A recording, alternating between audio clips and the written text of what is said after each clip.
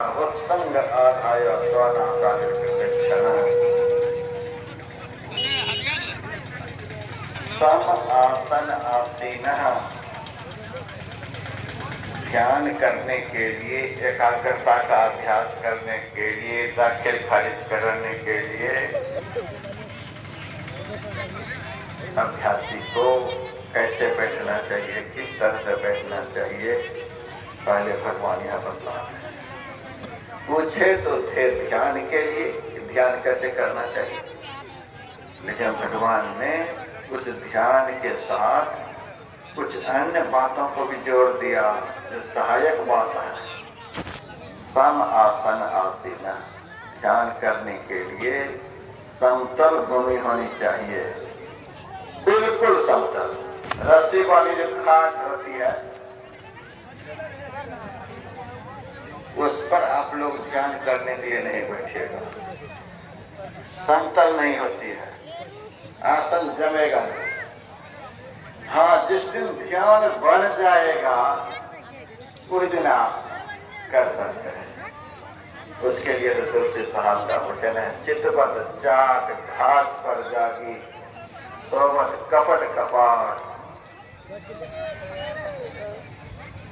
चितवत चाट घाट पर जागी, जिनको चाट लग गई है, लगन लग गई है, और घाट पर लेटे लेटे भी चैतन्यता का आनंद लेते रहते हैं। चितवत चाट घाट पर जागी, सोवत कपट कपाट, गुमठ मठ मृदंग बजे रे, सुरत शिरोमणि घाट।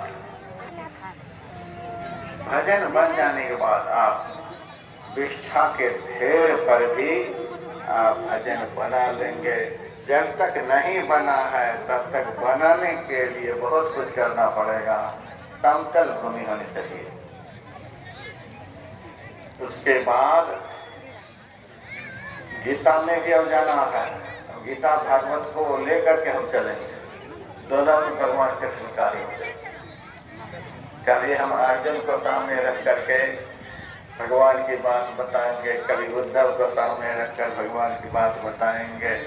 भगवान ने कहा सम आसन आसीन, बस इतना ही उद्धव को कहा, समतल भूमि पर बैठ। लेकिन वह भूमि कैसी होनी चाहिए ये उद्धव को नहीं बताए, यह भगवान अर्जुन को बताए।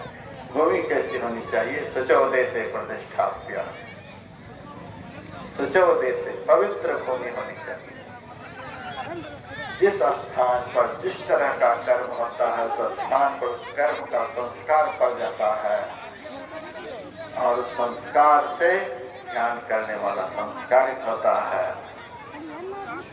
जहाँ नित्य नियम से सो रहे हैं वहीं बैठ के ध्यान करने के लिए तुरंत आ जाएगी झपकी।